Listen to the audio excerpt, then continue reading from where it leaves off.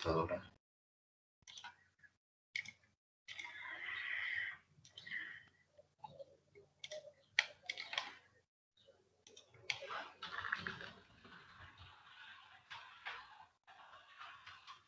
Ahí se ve la pantalla de esta máquina, Mr. Mrs.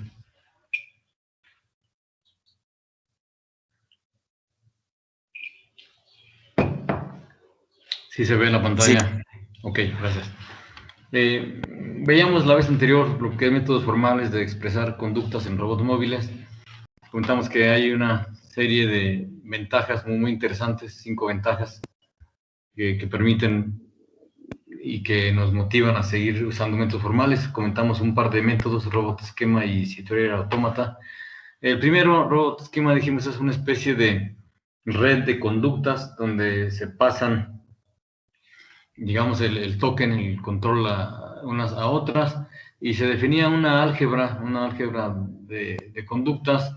Comentamos que, por ejemplo, para hacer un valor secuencial, en vez de una flecha, se coloca un punto y coma, es decir, de una cosa se sigue la otra.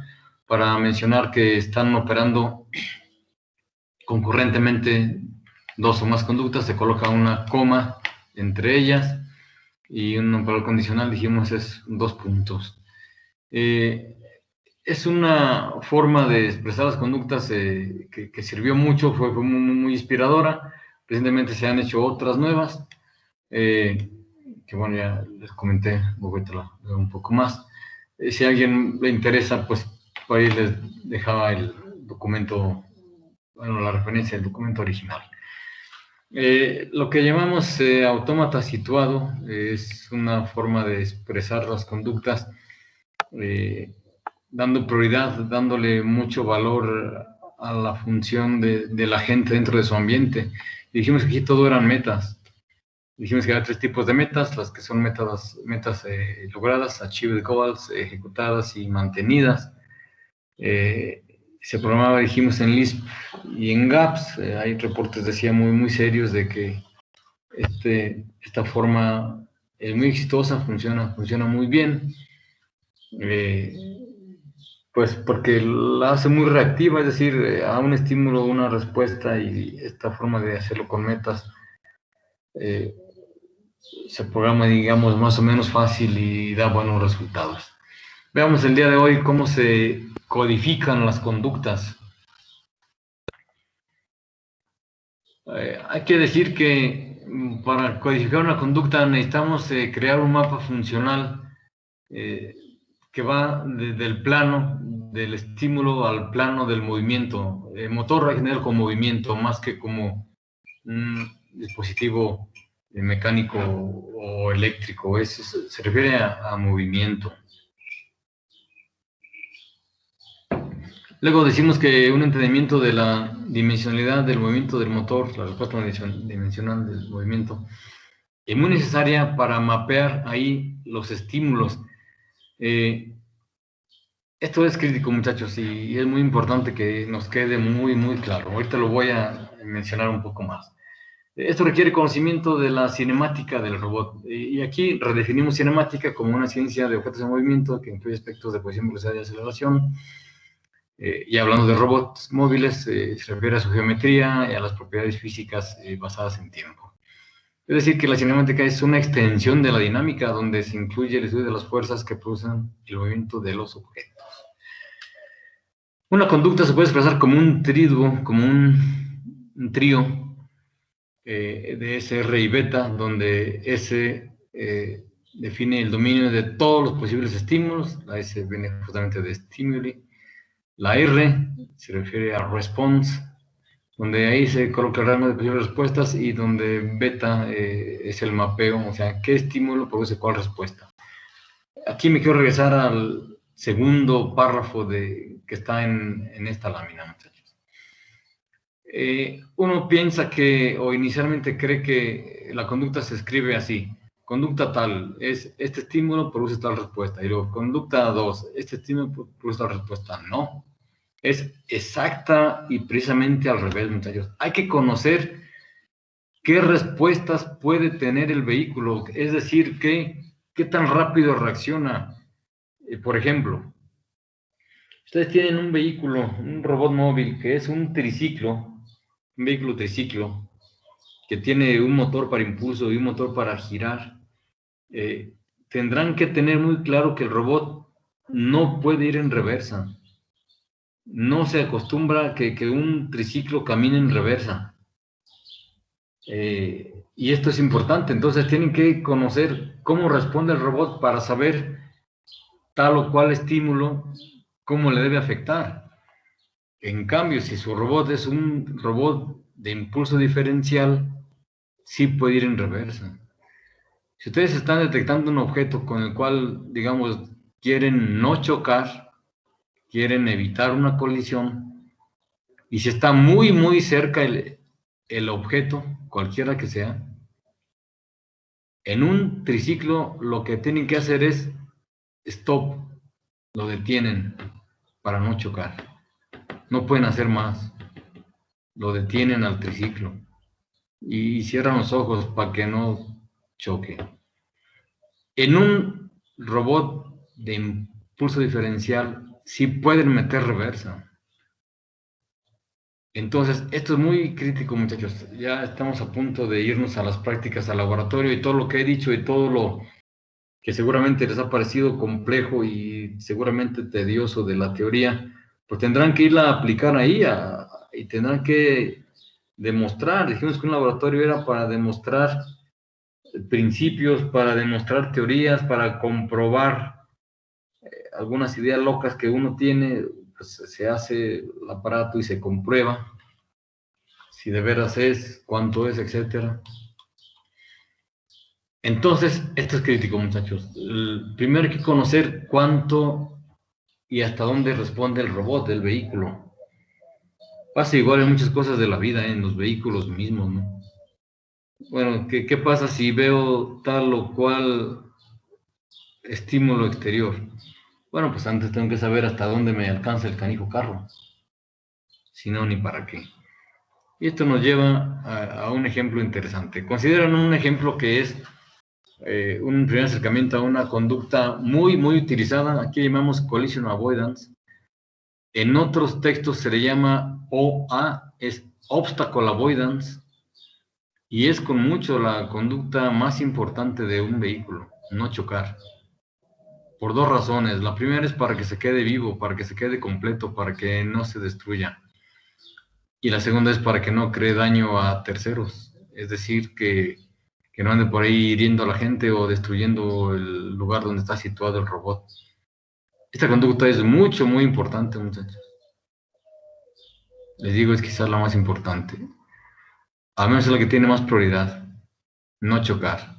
Si el robot, no sé, digamos que es un robot, digamos que colecta guayabas en Calvillo. Es un robot que ustedes ya hicieron, que toma una foto, ve la guayaba y va y la agarra y se mueve y busca otra guayaba. Lo primero es que no choque. Antes de andar buscando las guayabas y de moverse al siguiente árbol o moverse a la siguiente rama o lo que ustedes le quieran poner al robot, lo primerísimísimo es que no choque. Bueno, digamos que estamos definiendo esta conducta, collision avoidance. Si aparece un estímulo lejano, es decir, percibimos un estímulo lejano, es decir, débil, por lo tanto débil, no hay que hacer nada todavía, muchachos. Esto es muy importante. Aunque el estímulo esté ahí, como está lejos, como está débil, no hay que hacer nada todavía.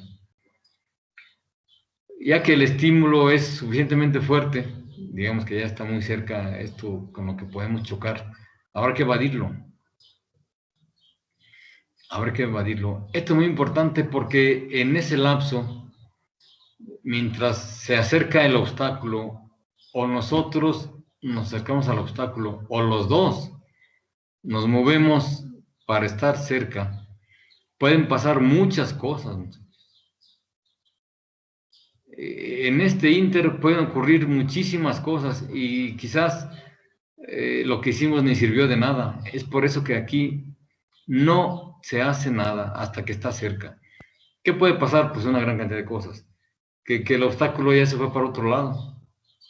Y nada más nos asustó, nada más nos hizo echar un brinco, ni venía para acá.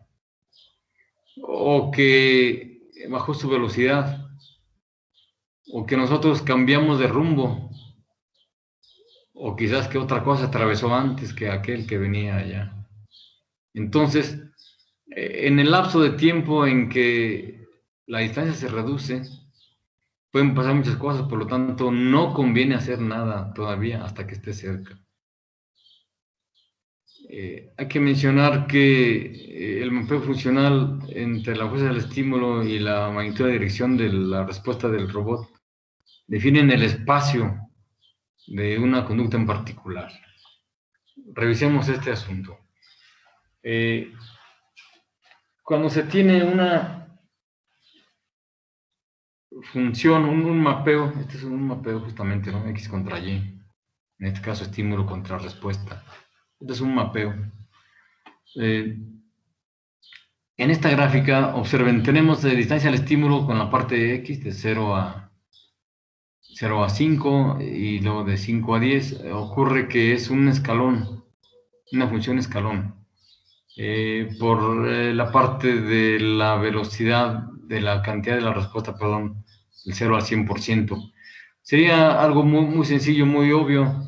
Se tiene una respuesta de 0 a 5 metros y se tiene otra respuesta de 5 a 10 metros. En ocasiones pueden ver esta curva como invertida, es decir, que tiene una respuesta de 0 a 5 y luego que baja. Al final está diciendo que es un asunto binario, 0 o 1, blanco o negro, todo o nada. Esto crea movimiento golpeado, crea un movimiento que es, digamos, con acelerones, con frenos muy bruscos, lo cual no es siempre lo mejor.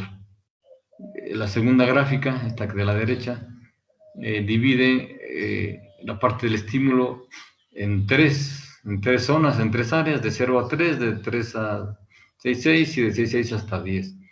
Y aquí aparece una curva, una pendiente, una recta pendiente, en vez de estar así de golpe, donde esto es una función de la distancia, la respuesta es una función de la distancia, y permite que transicione más suavecito el robot, que el vehículo sea, digamos, menos loco, que se vea más ordenado su movimiento. Y esto se aplica para cualquier cosa. Si ustedes están siguiendo una pared, por ejemplo, que es otra conducta muy usada, seguir una pared, seguir una línea, seguir un marcador. Si aplican este tipo de respuesta, verán que de repente acelera al 100 y luego de repente frena por completo y se hace que se vea muy feo, muy ranchero.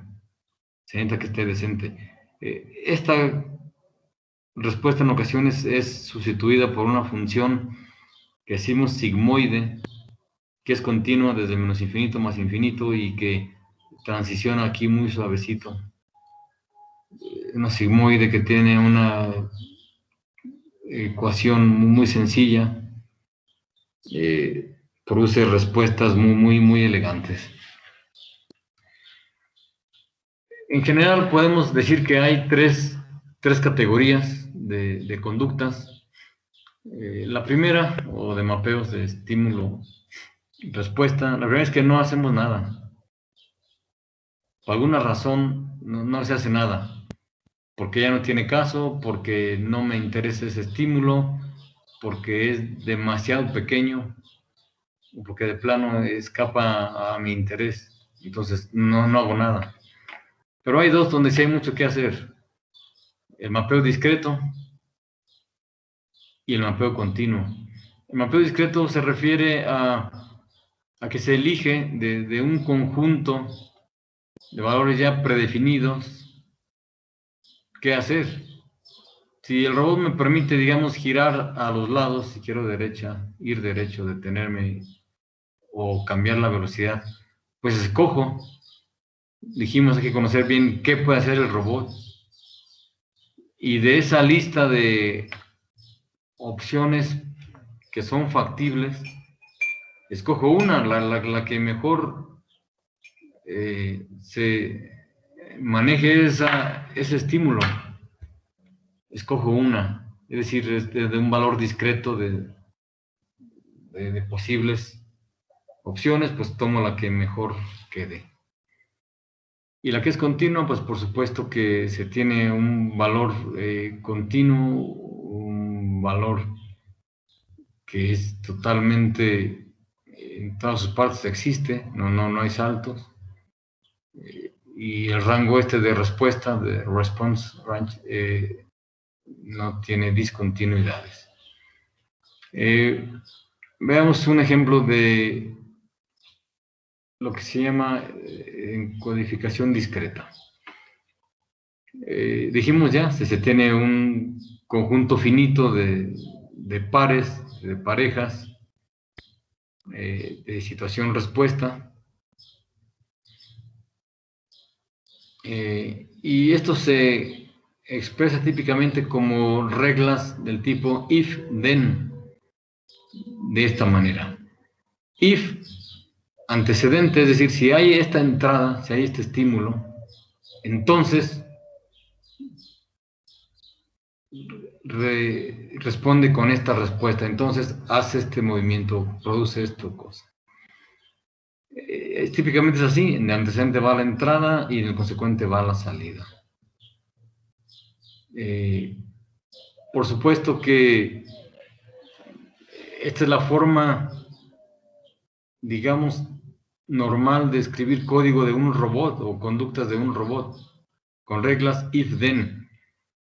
Ya sea que programen en C normal, ya sea que programen en un sistema que sea de tiempo real, es decir, donde uno sabe exactamente en qué momento ejecuta cada una de las acciones. De hecho, lo que haremos en los robots, sistemas en tiempo real. Como lo hace, no sé, los Arduino, donde hay una parte que es update, que nunca termina, que nunca deja de funcionar. Ahí metemos las reglas, justamente. Metemos ahí las reglas y es la forma más utilizada en todo el mundo de programar conductas. De tipo discreto, con reglas if-then. Y será lo que haremos pues todo un mes, ¿no? Haciendo prácticas con el robot móvil. Además del discreto, pues, bueno, aquí hay un ejemplo muy sencillo, muy rápido. Tenemos unas 3 reglas para una silla de ruedas, donde hay 3 posibles, el dominio de el consecuente de la regla. La respuesta puede ser acercarse, puede ser retirarse, es decir, alejarse o retraerse, o que se estimula, es decir, simplemente lo rodea, siente la presencia y gira un poquito. Entonces, conociendo qué puede hacer, decimos si el objeto está lejos, continuamos, si está en cercanía, vamos hacia atrás, y si los sensores IR ven el objeto, entonces corre hacia la izquierda. La forma continua es muy interesante, es muy compleja, muchachos, pero sigue siendo como el punto al cual queremos llegar. Es un punto que es un paradigma que es pues como la respuesta ideal que debe tener un robot. Está basada en funciones matemáticas y la respuesta a la entrada del sensor se convierte en una respuesta continua, en una conducta continua. Y el método más común, más usado, más famoso, se llama campos potenciales. Ahorita lo vamos a ver. Es desarrollado, bueno, por 2 personas, Khatib y Krog, y se basa mucho en la ley del inverso cuadrado, o el inverso del cuadrado, donde la fuerza que se aplica es proporcional al inverso del cuadrado de la distancia. Ahorita lo comento eso. Hagamos un ejemplo. En la figura A, en la primera figura, aparecerá una fuerza repulsiva de un obstáculo colocado al centro. Bueno, aquí está. Esta es una fuerza repulsiva. Al centro hay un obstáculo y en cada uno de los puntos, de una manera continua, se puede calcular con qué fuerza está repeliendo este objeto al robot. Dijimos que usa el inverso del cuadrado de la distancia, de manera que si la distancia es muy pequeña, el cuadrado lo hace más pequeño, y como es el inverso, lo hace muy grande. La fuerza la hace muy, muy grande. Esta fuerza con que repele es de un tamaño considerable. Y vean que es un círculo, aunque aquí, bueno, no está tan claro porque llené toda la pantalla, pero este es un círculo. Y a medida que se aleja el robot o que la distancia es mayor, pues la fuerza disminuye. Noten que en lo más alejado, en las esquinas, la fuerza es muy, muy pequeña. Prácticamente se ve que no existe. Esto es entonces el campo potencial de un repulsor. Luego, en la figura B, veremos el campo de atracción. Bueno, aquí está, lo voy a poner en grandota. Noten aquí que en la parte de abajo a la derecha hay un atractor. En esta parte justamente, todas las flechas van hacia este punto. Por aquí se ve el punto. De donde estemos, de manera continua, es decir, en cada punto, en cada fracción de coordenada, hay un vector que empuja y que mueve hacia este lugar. Pero noten que la fuerza es la misma a cualquier distancia que nos encontremos del atractor. Es decir, no hay mucha diferencia. De hecho, en este diagrama no la hay. Se atrae con igual fuerza si está lejos a que está cerca. Se puede cambiar, por supuesto. Esta es la atracción. ¿Qué pasa cuando combinamos los dos campos potenciales? Cuando hacemos una mezcla de los dos, se forma esta figura. Fíjense muy bien. Aquí tenemos la repulsión, aquí se observa, y la atracción, acá la tenemos por acá. Y se nota, por ejemplo, que acá en la esquina superior izquierda, prevalece, pues ya dijimos, la fuerza de atracción, porque la repulsión era muy poca. Pues acá prácticamente es la misma figura, observenlo, no hay diferencia. Igual para cada uno de los puntos del plano existe una flecha, existe un vector que nos debe llevar a este punto. Noten este punto ciego, Mises, donde las fuerzas se cancelaron una con otra. Había aquí una fuerza de atracción en ese sentido y había una de repulsión en sentido contrario. De manera que aquí se hizo cero. Estos puntos ciegos, Mises, son muy peligrosos. El robot se mete ahí y ya no se sale. Y no es que falló. Y no es que el robot ya se inhibió o que la pila se le acabó. Es que está cumpliendo lo que le dijimos. Aquí no hay nada que hacer. No hay nada que lo atraiga.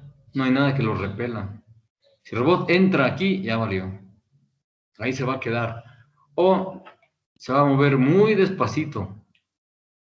Y despacito es muy despacito, Parecerá que ya se dañó. En el resto de los espacios del campo potencial, pues existe el vector que hace que el robot no choque con este obstáculo, pero que se vaya caminando al atractor que está, dijimos, puesto aquí abajo a la derecha. Cuando se combinan, dijimos, esto resulta, mucho cuidado con los puntos ciegos.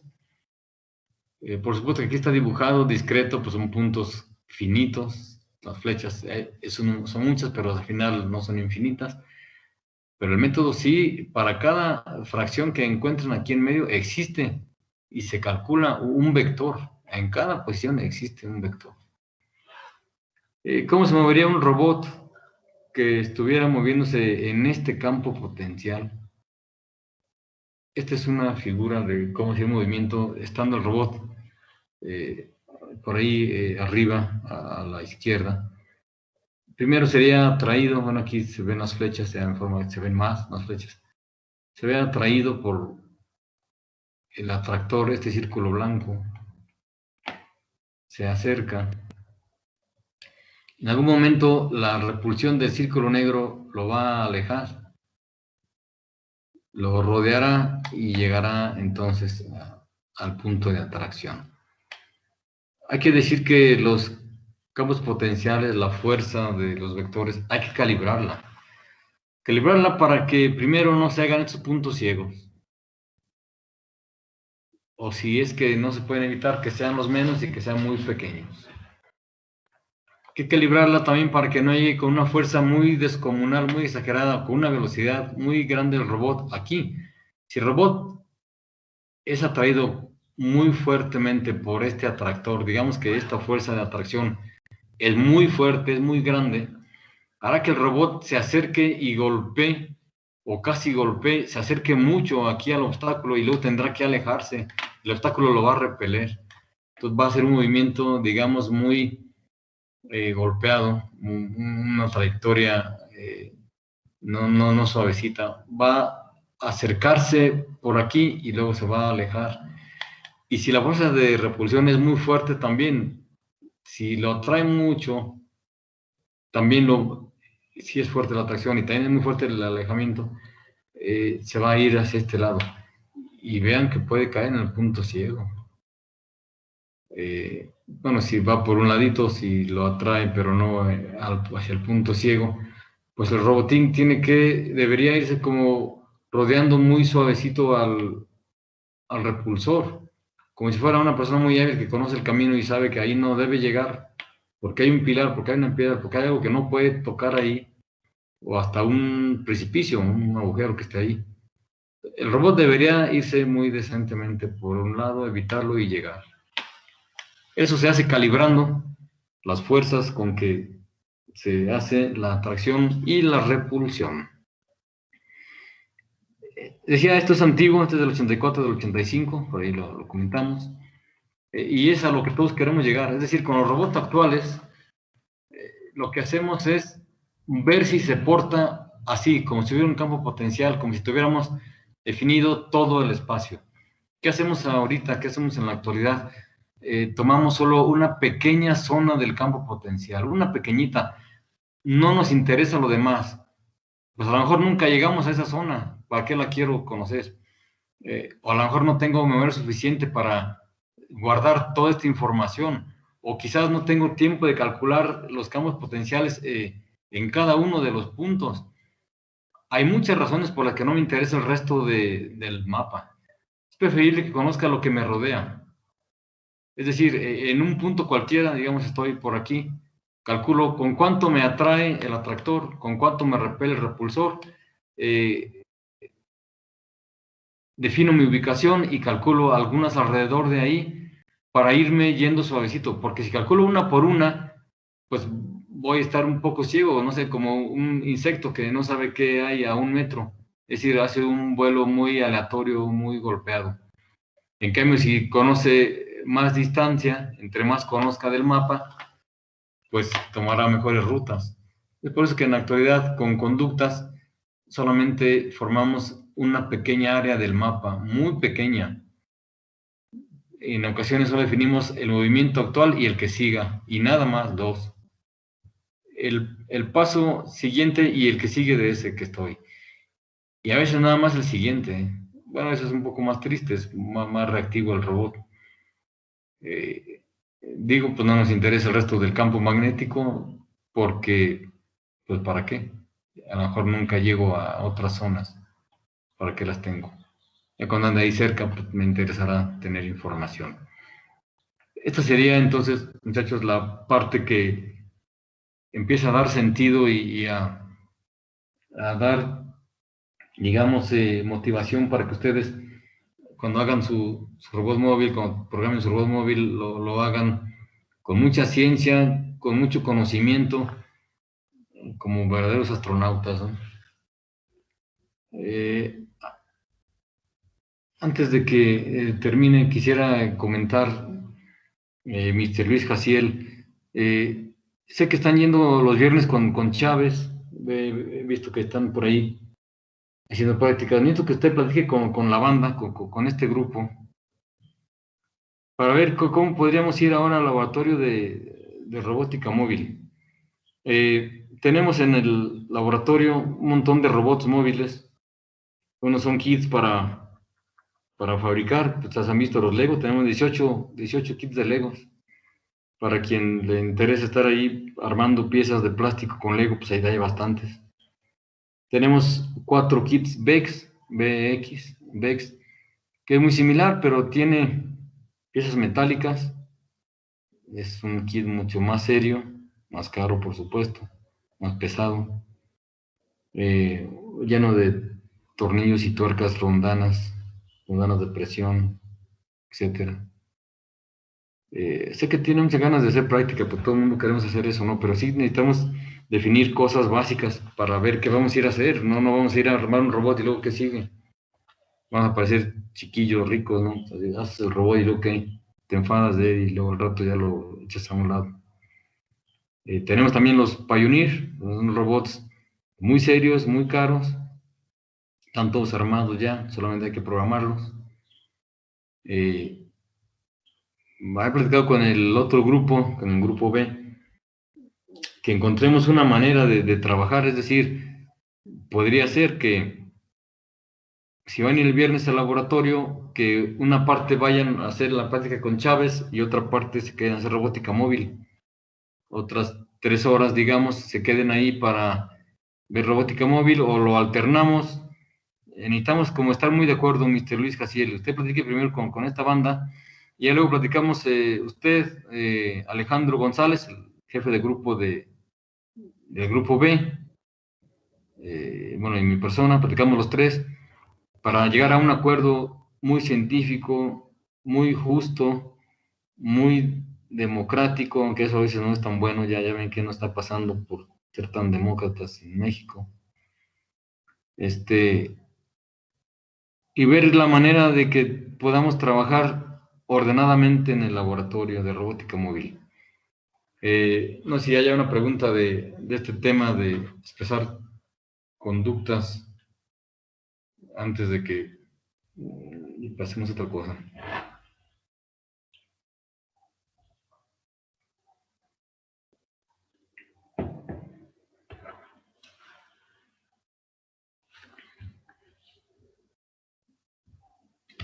¿Tienen comentarios, Mrs. Misses?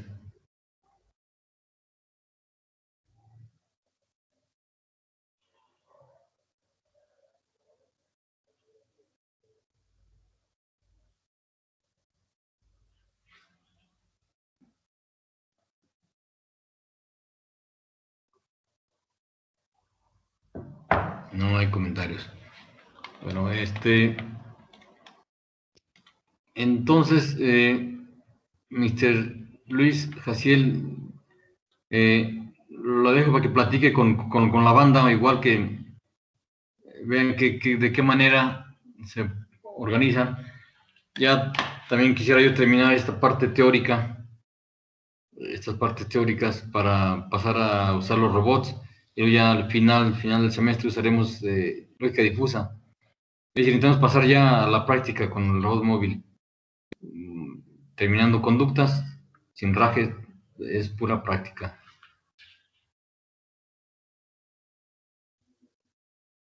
A ver, díganme algo, para saber que están allá, en el más allá.